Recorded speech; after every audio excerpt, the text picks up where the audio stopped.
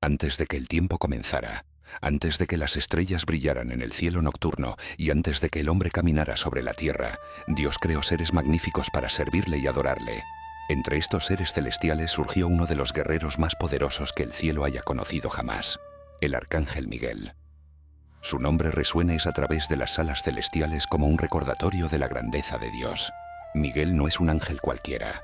Es uno de los principales comandantes de las huestes celestiales, uno de los 7 arcángeles que se sitúan ante el trono del Altísimo. Su historia es una de lealtad inquebrantable, fuerza inigualable y devoción completa hacia su Creador. Aunque la Biblia no revela todos los misterios sobre los ángeles, ofrece poderosos destellos del papel único de Miguel en los planes divinos de Dios. Descubramos juntos por qué el Arcángel Miguel es considerado el ángel más poderoso y cómo su existencia revela la majestad de Dios. En el reino celestial, los nombres llevan consigo poder y propósito. El nombre Miguel, del hebreo Miki, contiene en sí mismo la esencia de su misión. Mei significa quién, Ka significa cómo, Il se refiere a Dios. Juntos forman la profunda pregunta, ¿quién como Dios? Este nombre no es solo una identificación, sino una declaración de fe, un recordatorio constante de que nadie se compara con el Creador. Cuando el profeta Daniel recibió visiones sobre los tiempos finales, mencionó este poderoso arcángel en Daniel 12:1. En aquel tiempo se levantará Miguel, el gran príncipe que está de parte de tu pueblo. En este pasaje vemos que Miguel no es un mero mensajero, sino un príncipe celestial, un defensor del pueblo de Dios. Su nombre resuena como una declaración de guerra contra cualquier ser que se atreva a rivalizar o elevarse por encima del Señor. Esta pregunta en forma de nombre se convirtió en el rasgo definitorio de Miguel. ¿Quién como Dios?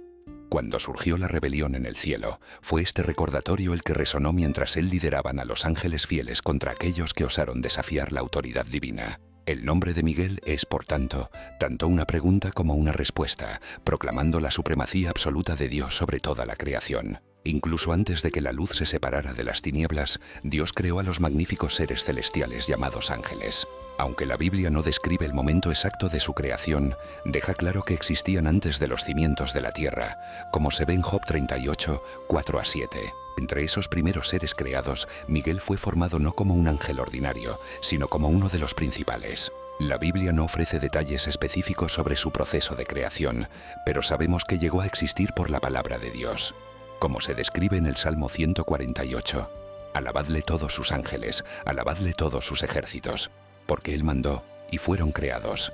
Miguel nació para servir, para adorar y para cumplir propósitos divinos. A diferencia de los humanos, creados un poco menores que los ángeles según el Salmo 8, Miguel fue creado desde el principio con un poder e inteligencia extraordinarios.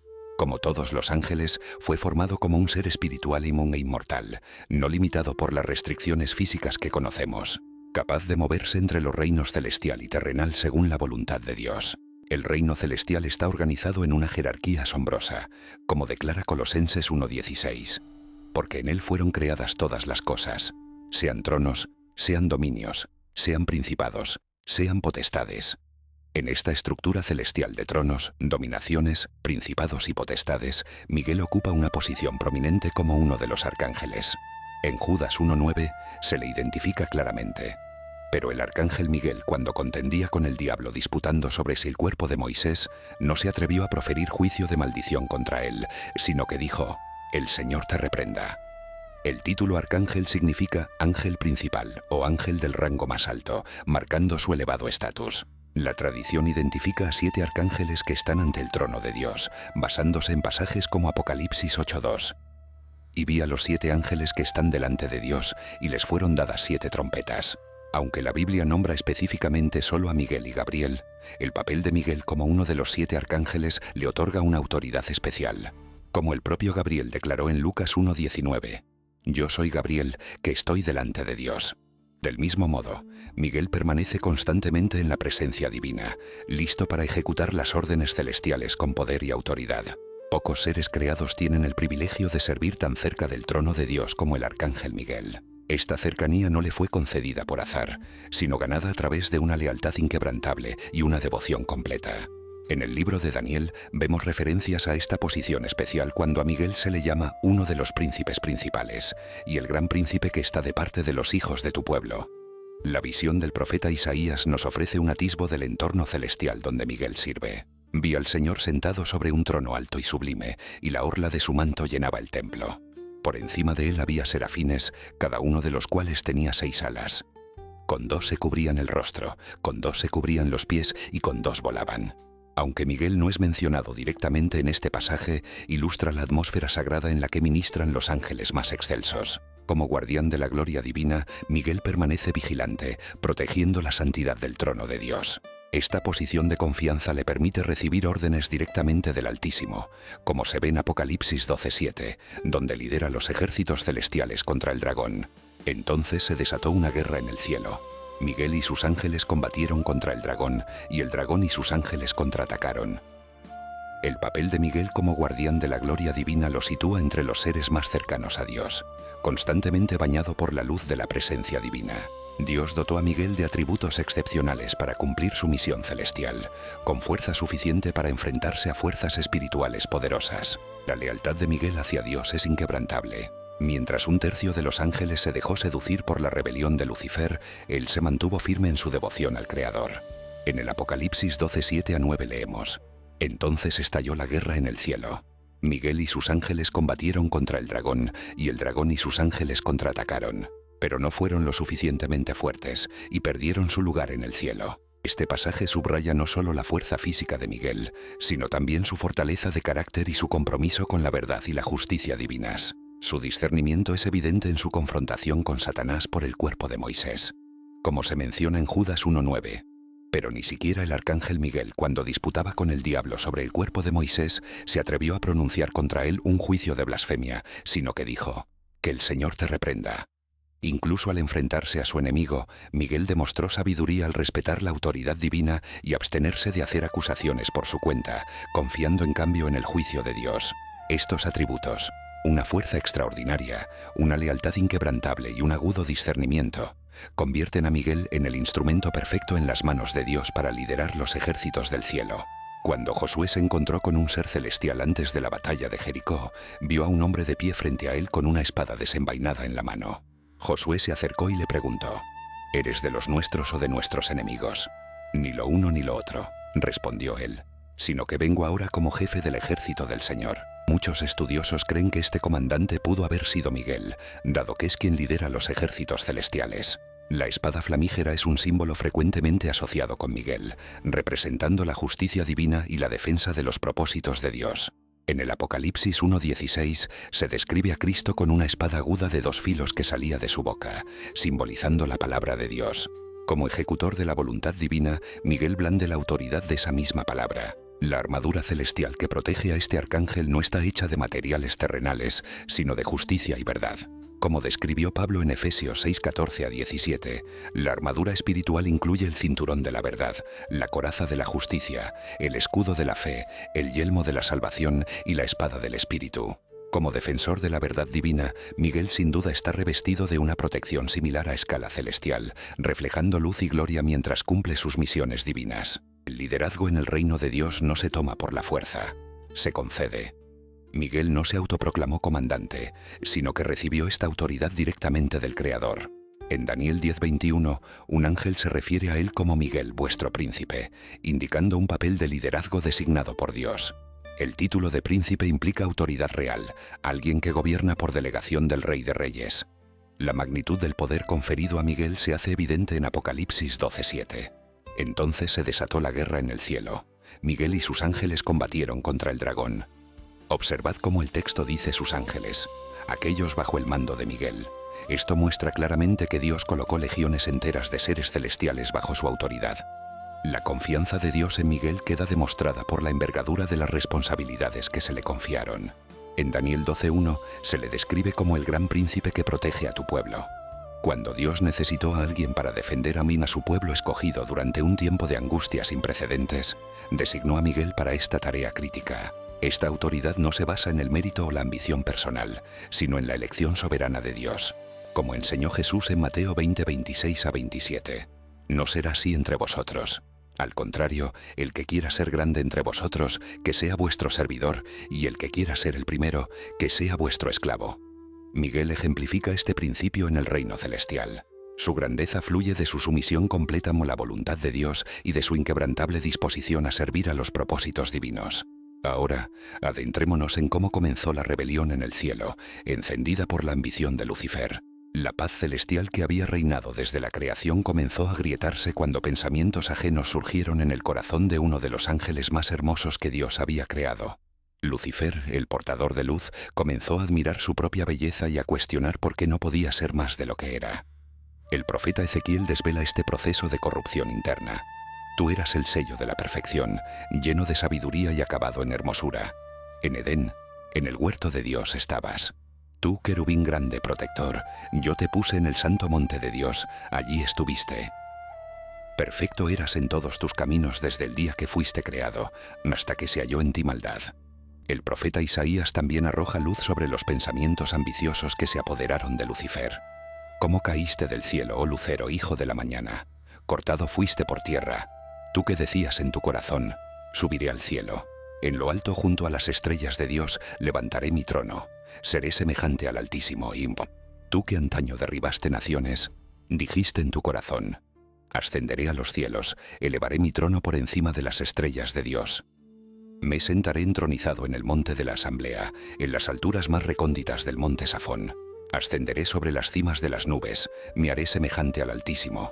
Así comenzó la discordia en los cielos una vez perfectos, donde la rebelión jamás había existido. El deseo de ser como Dios comenzó a corromper el corazón de aquel destinado a dirigir la adoración. Ahora, veamos cómo Lucifer logró atraer a muchos ángeles a su bando en la rebelión. Lo que comenzó como un pensamiento rebelde en el corazón de Lucifer, pronto se convirtió en un movimiento de insurrección total. Con palabras astutas y promesas de libertad y poder, el ángel caído comenzó a seducir a otros seres celestiales hacia su causa. Su estrategia era simple pero efectiva: cuestionar la autoridad de Dios y sugerir que existía un camino mejor, un camino donde los ángeles podrían ser dueños de sí mismos. La magnitud de esta seducción se revela en el libro de Apocalipsis, donde Juan escribe: su cola arrastró la tercera parte de las estrellas del cielo y las arrojó sobre la tierra. Las estrellas simbolizan a los ángeles engañados. Una tercera parte de todos los ángeles fueron persuadidos para volverse contra su creador. El apóstol Pedro nos ofrece más detalles en su segunda epístola, capítulo 2, versículo 4. Pues si Dios no perdonó a los ángeles que pecaron, sino que los arrojó al infierno y los entregó a fosos de tinieblas, donde están reservados para el juicio. Y Judas añade en el versículo 6 de su carta: y a los ángeles que no guardaron su dignidad, sino que abandonaron su propia morada, los ha guardado bajo oscuridad en prisiones eternas para el juicio del gran día.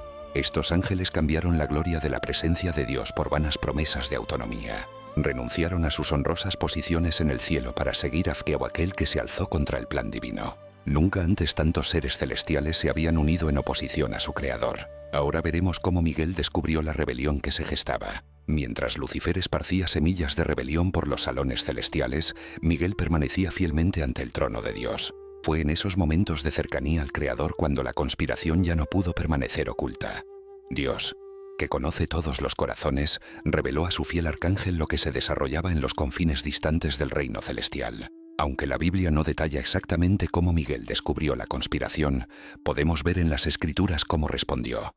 Su propio nombre, Miguel, ¿quién como Dios?, se convirtió en su declaración de lealtad frente a la creciente rebelión. El descubrimiento de tal traición debió ser un momento de profunda aflicción para Miguel. Seres creados para adorar, volviéndose ahora contra su propio creador. Ángeles que una vez sirvieron junto a él, siendo seducidos por mentiras.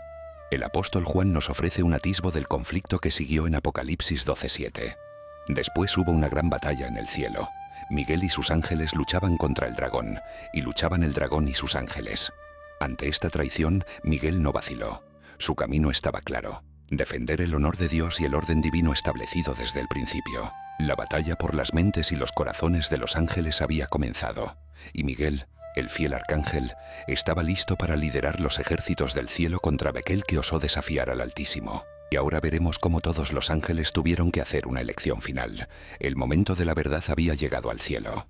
Ya no había lugar para la neutralidad o la indecisión.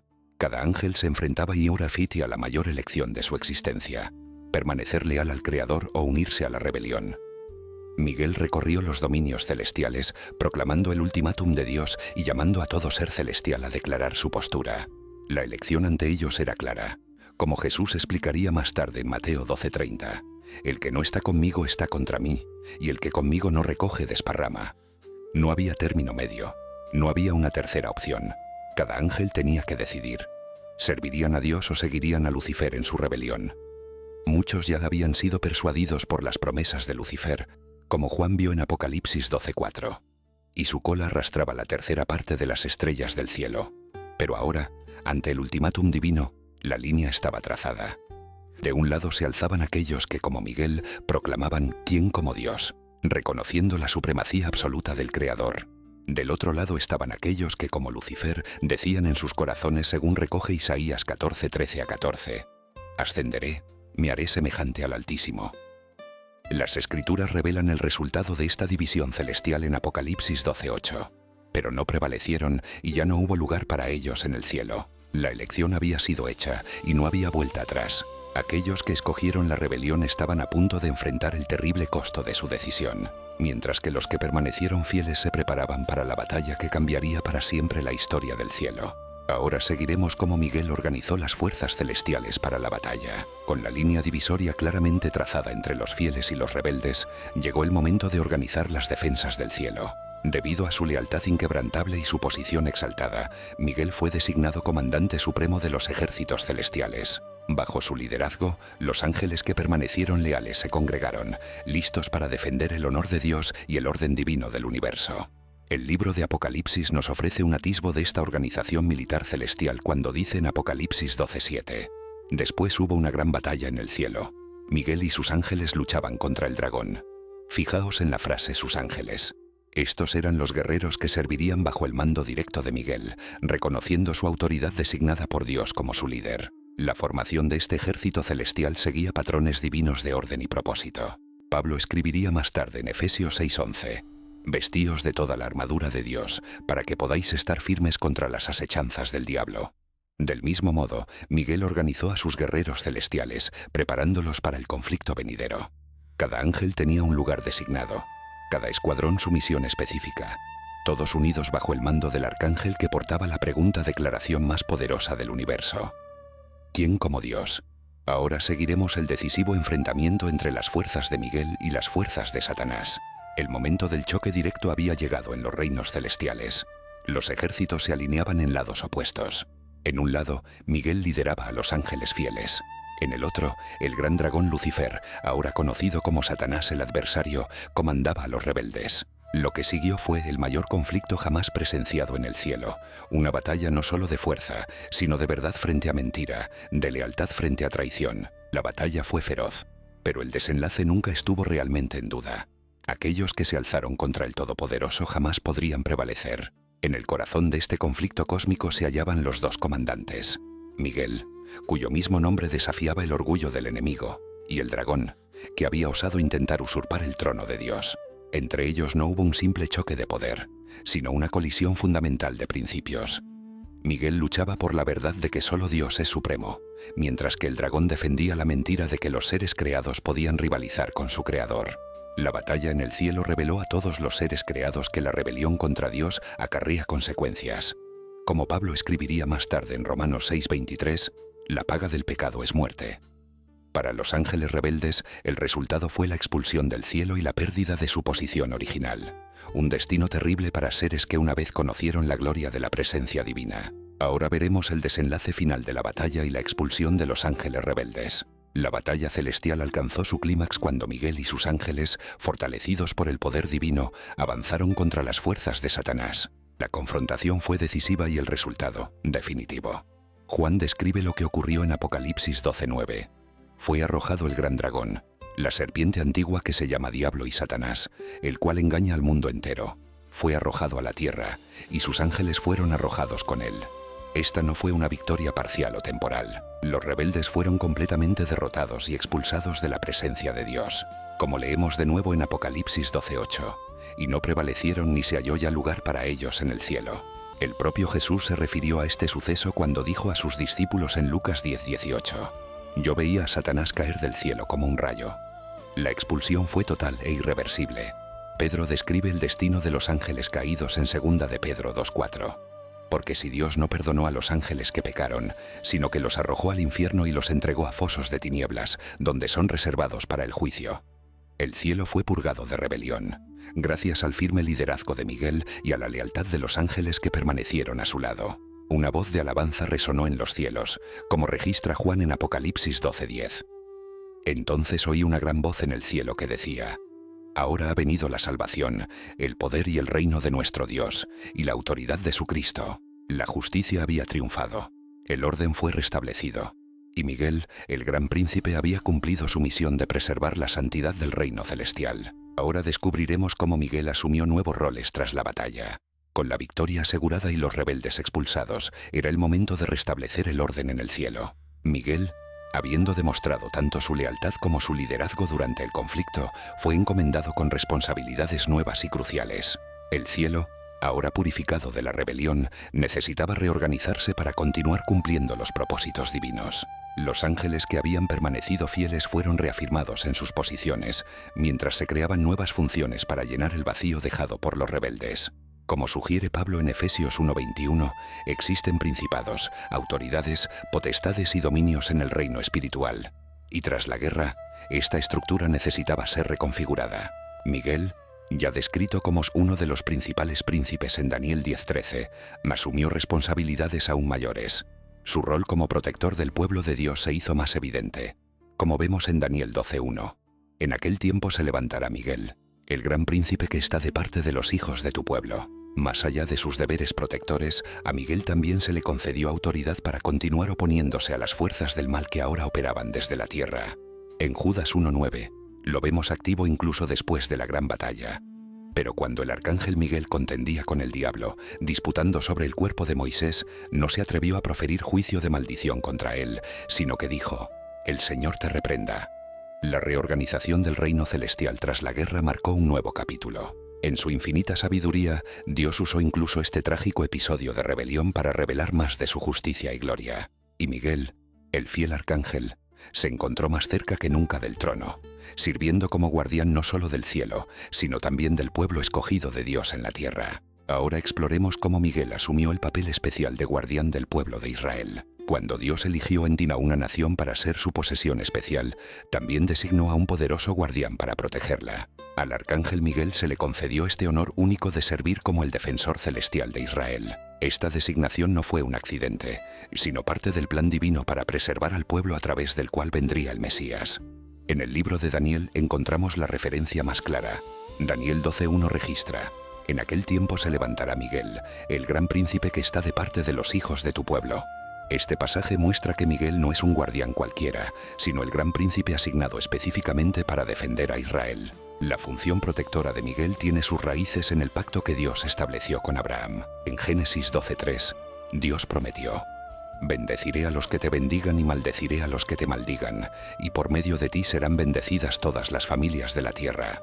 Para cumplir esta promesa de protección, Dios designó a Miguel como el campeón celestial de su pueblo elegido. A lo largo de la historia de Israel, podemos observar momentos en que intervenciones divinas libraron al pueblo de la aniquilación. Durante el éxodo de Egipto, Éxodo 14:19-20 describe: «El ángel de Dios que iba al frente del ejército de Israel se retiró y pasó a la retaguardia. También la columna de nube se desplazó de la vanguardia y se colocó detrás de ellos, entre los egipcios y los israelitas». Muchos estudiosos creen que este ángel de Dios pudo haber sido Miguel cumpliendo su rol de protector. Incluso en los periodos más difíciles de la historia de Israel, Miguel permaneció vigilante, asegurando que el pueblo elegido de Dios se preservara para el cumplimiento de los propósitos divinos. Ahora, exploremos uno de los relatos más impactantes de guerra espiritual que involucra a Miguel, registrado en el libro de Daniel. Mientras Daniel oraba y ayunaba durante 3 semanas, una intensa batalla se desarrollaba en el reino invisible. Un mensajero celestial fue enviado a Daniel, pero encontró una feroz oposición espiritual. Este pasaje levanta el velo que separa el mundo físico del espiritual, revelando que batallas invisibles se libran constantemente. El príncipe del reino de Persia no era un gobernante humano, sino una entidad espiritual con autoridad sobre aquella región, oponiéndose a los planes de Dios para Israel. La intervención de Miguel fue necesaria para superar esta resistencia. Como uno de los príncipes principales, Miguel poseía la autoridad y el poder para enfrentarse a esta fuerza espiritual. El mensajero reconoce que sin la ayuda de Miguel no habría podido atravesar la barrera espiritual para llegar a Daniel.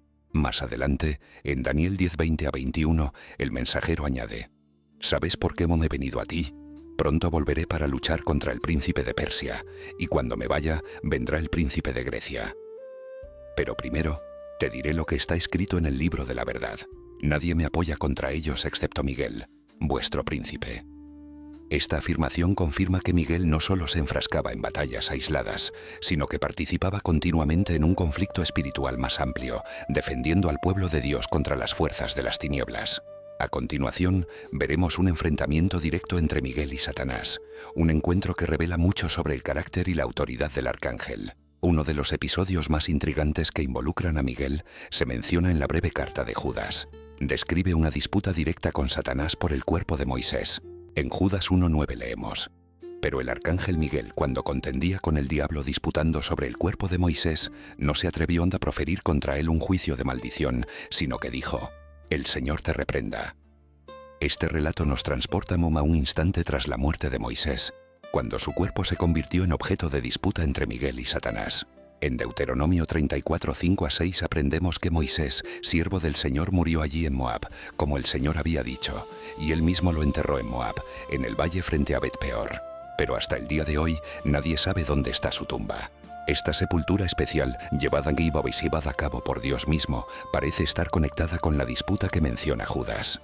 Lo que hace este episodio particularmente notable es la actitud de Miguel hacia su archienemigo. Aun con toda la autoridad y poder de un arcángel, Miguel no asumió el derecho a juzgar o condenar a Satanás. En su lugar simplemente dijo: «El Señor te reprenda». Esta respuesta demuestra el profundo respeto de Miguel por la autoridad divina y su reconocimiento de que el juicio final pertenece únicamente a Dios. Esta confrontación por el cuerpo de Moisés también revela que existe una batalla en curso por el legado de los siervos de Dios. Satanás busca corromper incluso la memoria de aquellos que sirvieron fielmente al Señor, pero Miguel permanece vigilante, no solo protegiendo al pueblo de Dios en vida, sino también honrando su memoria tras la muerte. Ahora exploraremos el papel de Miguel en las profecías del tiempo final reveladas al profeta Daniel. Entre las profecías más sobrecogedoras de las Escrituras se encuentran las visiones dadas a Daniel sobre el futuro distante. En un momento clave de estas revelaciones, Miguel es mencionado prominentemente. En Daniel 12:1-3 leemos: «En aquel tiempo se levantará Miguel, el gran príncipe que vela por el pueblo de ti. Será un tiempo de angustia como nunca lo hubo desde que existen las naciones hasta entonces. Pero en aquel tiempo tu pueblo será librado, todos los que se encuentren inscritos en el libro. Y muchos de los que duermen en el polvo de la tierra despertarán, unos para vida eterna y otros para vergüenza y confusión perpetua. Los sabios brillarán como el resplandor del firmamento, y los que enseñan a muchos la justicia como las estrellas por toda la eternidad». Este pasaje profético sitúa a Miguel en el centro de los acontecimientos finales de la historia humana. En el momento de mayor tribulación, cuando las fuerzas del mal concentran todo su poder contra el pueblo de Dios, Miguel se levantará como su defensor. Esta expresión indica una intervención divina decisiva y poderosa a través del arcángel. El tiempo, descrito como una angustia como no le había habido, marca el clímax de la lucha cósmica entre el bien y el mal. Es significativo que en este momento crucial, Dios designe a Miguel como el campeón celestial de su pueblo. La misma figura angélica que expulsó a Satanás del cielo al principio, se enfrentará de nuevo a las fuerzas de las tinieblas en los tiempos finales. La profecía continúa describiendo la resurrección de los muertos y los eventos del juicio final, íntimamente ligados al levantamiento de Miguel. Esto sugiere que el papel del arcángel no es solo proteger al pueblo de Dios, sino también conducir la transición de la historia a la eternidad. Ahora veamos cómo protegió Miguel al pueblo de Dios durante el difícil período del exilio babilónico. Cuando Jerusalén cayó y el pueblo de Judá fue llevado cautivo a Babilonia, parecía que las promesas de Dios habían fracasado. Sin embargo, incluso durante este tiempo de disciplina nacional, la protección divina permaneció sobre los fieles. El libro de Daniel nos da vislumbres de cómo el arcángel Miguel continuó su papel como guardián de Israel a lo largo de la cautividad. De hecho, en Daniel 10:21, el mensajero celestial revela a Daniel: «Nadie me presta apoyo contra ellos, excepto Miguel, vuestro príncipe». Esta declaración muestra que incluso cuando el pueblo estaba disperso y bajo dominio extranjero, su príncipe celestial aún luchaba por ellos en los reinos espirituales. Durante el exilio, encontramos ejemplos extraordinarios de protección divina. En Daniel 3, cuando Ananías, Misael y Azarías, más conocidos como Sadrac, Mesac y Abednego, fueron arrojados al horno de fuego. El rey Nabucodonosor quedó estupefacto y exclamó en Daniel 3:25: «Mirad, veo a 4 hombres que se pasean libremente por el fuego, sin sufrir daño alguno, y el cuarto tiene el aspecto de un hijo de los dioses». En Daniel 6, cuando Daniel fue arrojado al foso de los leones, él mismo da testimonio en Daniel 6:22: «Mi Dios envió a su ángel que cerró la boca de los leones, y no me han hecho ningún daño, porque he sido hallado inocente ante él». Muchos estudiosos creen que estas intervenciones sobrenaturales pudieron ser obra de Miguel, cumpliendo su misión de proteger al pueblo elegido. El exilio babilónico puso a prueba severamente la fe de Israel, pero también demostró que la protección divina, ejercida a través del arcángel Miguel, no conocía límites geográficos ni condiciones políticas. Incluso en tierra extraña, los fieles permanecieron bajo el atento cuidado de su gran príncipe celestial. Ahora fijémonos más de cerca en uno de los episodios más dramáticos de intervención divina durante el exilio babilónico, un suceso en el que muchos creen que Miguel estuvo presente. El capítulo 3 de Daniel relata la historia de 3 jóvenes hebreos que se negaron a adorar la estatua de oro del rey Nabucodonosor. Furioso por su desobediencia, el rey ordenó que fueran arrojados a un horno calentado 7 veces más de lo habitual. El calor era tan intenso que los soldados que los lanzaron al fuego murieron abrasados. Pero algo extraordinario sucedió, y en Daniel 3:24-27 leemos la reacción del rey. Esta cuarta figura, descrita por el rey pagano como semejante a un hijo de los dioses, ha sido interpretada de diversas maneras. Algunos ven en ella una aparición preencarnada de Cristo, mientras que otros creen que fue un ángel enviado para proteger a los fieles. Considerando el papel de Miguel como guardián de Israel, es plausible que él fuera esta figura misteriosa. La protección fue tan completa que cuando los jóvenes salieron del horno, Daniel 3:27 nos relata: «Los sátrapas, prefectos, gobernadores y consejeros reales se agolparon alrededor de ellos. Vieron que el fuego no había dañado sus cuerpos, ni un solo cabello de sus cabezas se había chamuscado. Sus túnicas no estaban abrasadas y no había olor a fuego en ellos». Este milagro extraordinario demuestra el poder de la protección divina sobre los fieles y sugiere que cuando es necesario, Miguel puede manifestarse visiblemente para cumplir su papel como guardián del pueblo elegido de Dios. A continuación, exploremos cómo Miguel se involucra en batallas espirituales que tienen un impacto directo en los reinos y naciones terrenales. Las Escrituras nos ofrecen destellos de una realidad invisible a los ojos humanos. Existe un conflicto espiritual en curso que influye en los acontecimientos de la tierra. El arcángel Miguel se encuentra en el centro de este combate, oponiéndose a las fuerzas de las tinieblas que buscan controlar naciones y frustrar los propósitos divinos. En Daniel 10:13, el mensajero celestial revela: «El príncipe del reino de Persia se me opuso durante 21 días. Entonces Miguel, uno de los príncipes principales, vino en mi ayuda». Este pasaje sugiere que existen seres espirituales denominados príncipes, asociados a naciones específicas que pueden oponerse a los mensajeros de Dios. Más adelante en Daniel 10:20, el mensajero añade: «Pronto volveré a luchar contra el príncipe de Persia, y cuando me vaya vendrá el príncipe de Grecia». Esto indica que conforme los imperios terrenales ascienden y caen, se libran batallas correspondientes en el reino espiritual. El apóstol Pablo elabora sobre este conflicto invisible en Efesios 6:12. «Porque nuestra lucha no es contra sangre y carne, sino contra principados, contra potestades, contra los gobernadores de las tinieblas de este mundo, contra huestes espirituales de maldad en las regiones celestes». Esta descripción confirma que existen diversos niveles de autoridad espiritual trabajando conjuntamente para oponerse a los planes de Dios. Como uno de los príncipes principales, Miguel tiene la autoridad para enfrentarse a estos poderes oscuros. Sus batallas no son meramente defensivas, sino estratégicas, destinadas a asegurar que la voluntad de Dios prevalezca incluso frente a la oposición espiritual. Cuando los líderes y las naciones toman decisiones que afectan al pueblo de Dios, podemos estar seguros de que Miguel está trabajando activamente entre bastidores, luchando contra las influencias malignas que intentan manipular los acontecimientos terrenales. Ahora, descubramos cómo Miguel desempeñó un papel crucial protegiendo al mismísimo Hijo de Dios durante su misión terrenal. Cuando el Verbo se hizo carne y habitó entre nosotros, el enemigo intentó por todos los medios destruir al Mesías prometido. Desde el momento del nacimiento de Jesús podemos ver señales de la protección celestial que lo rodeaba. En Apocalipsis 12 encontramos una visión simbólica que muchos interpretan como referida al nacimiento de Cristo y a la protección divina que lo envolvía. En Apocalipsis 12, 4-5, Juan escribe: «Su cola arrastró la tercera parte de las estrellas del cielo y las arrojó sobre la tierra.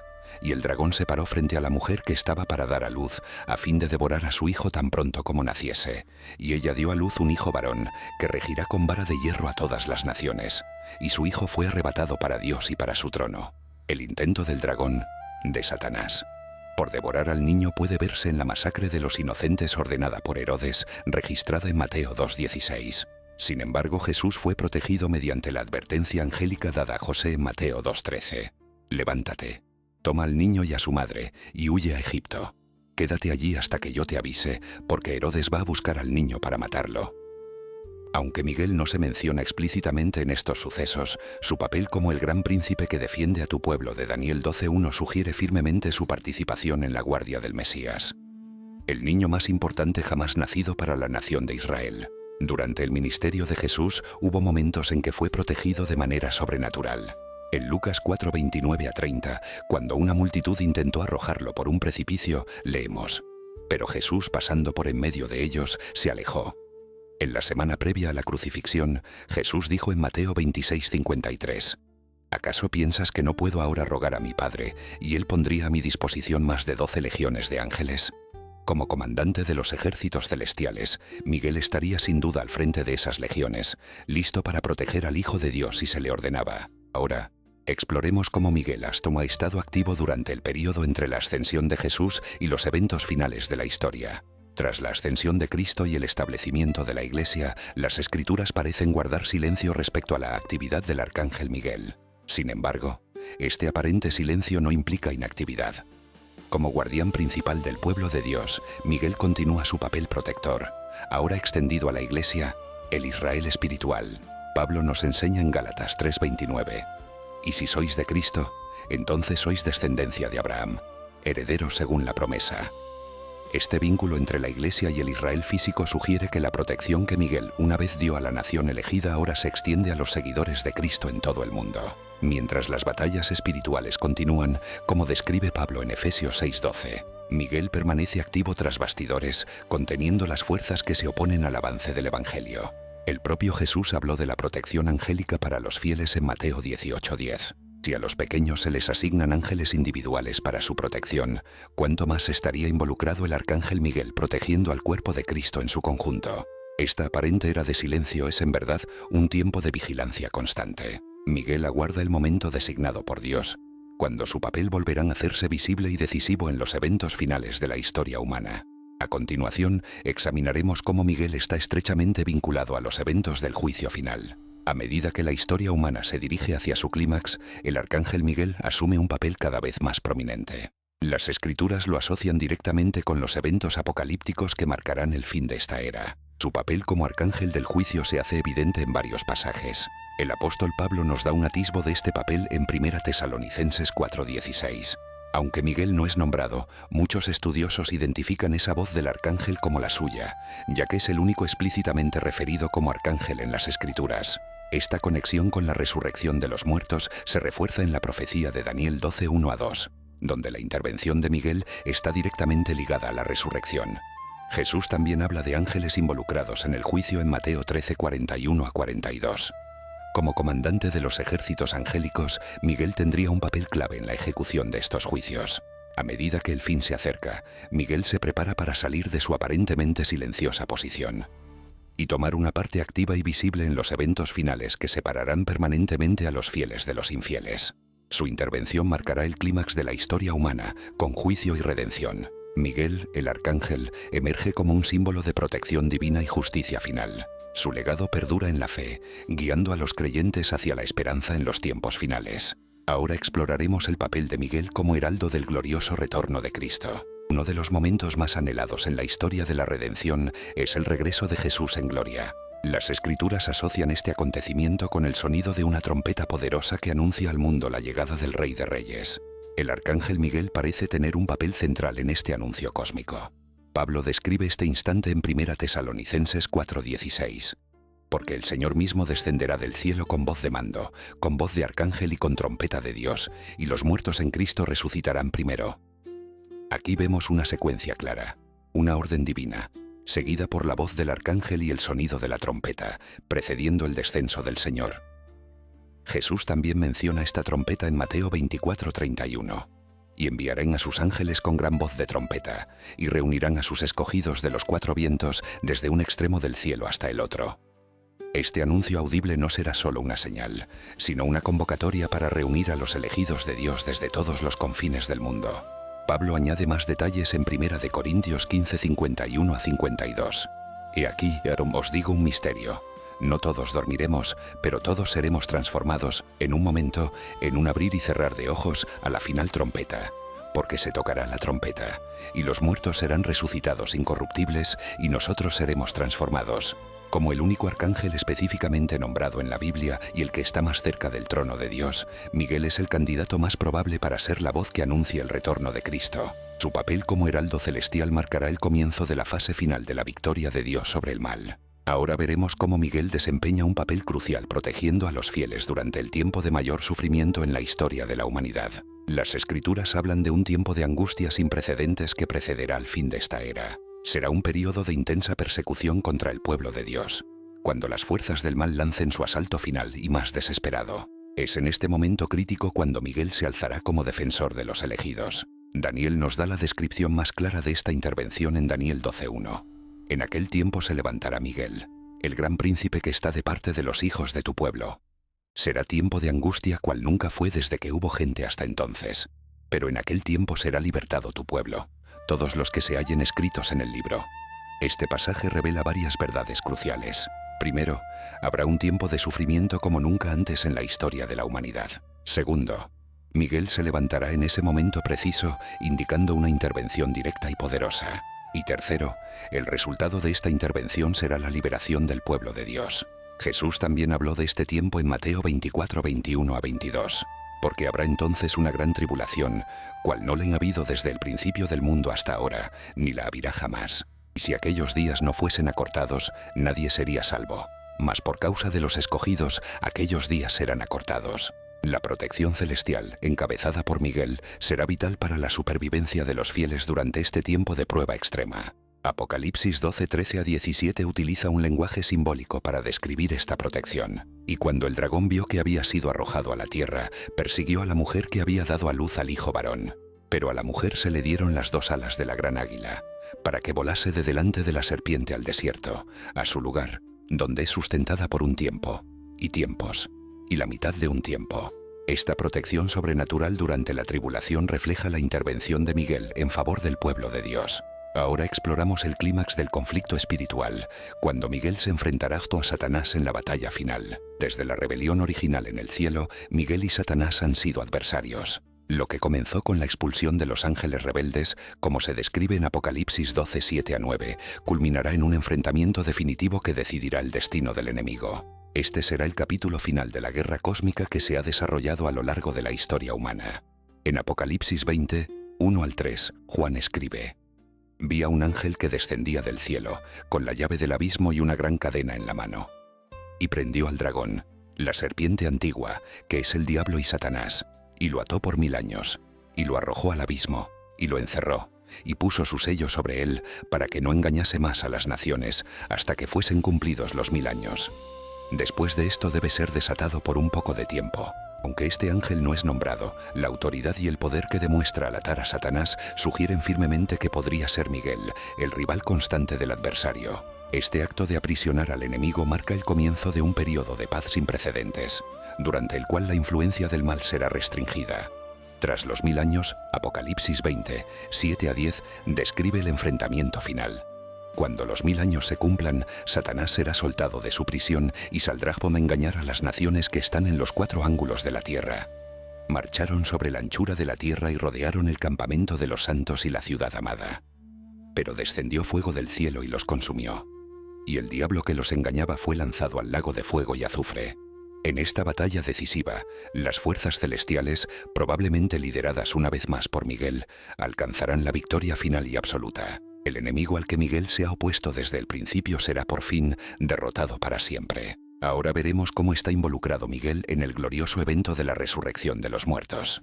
Entre todos los acontecimientos que marcan el fin de esta era, pocos son tan significativos como la resurrección de aquellos que han muerto en la fe. Las Escrituras conectan a Miguel directamente con este momento triunfal, cuando los fieles serán liberados de los lazos de la muerte. En Daniel 12, 1-2 leemos la profecía que vincula a Miguel con la resurrección. En aquel tiempo se levantará Miguel, el gran príncipe que está de parte de los hijos de tu pueblo. Y será tiempo de angustia, cual nunca fue desde que hubo gente hasta entonces. Pero en aquel tiempo será libertado tu pueblo, todos los que se hallen escritos en el libro.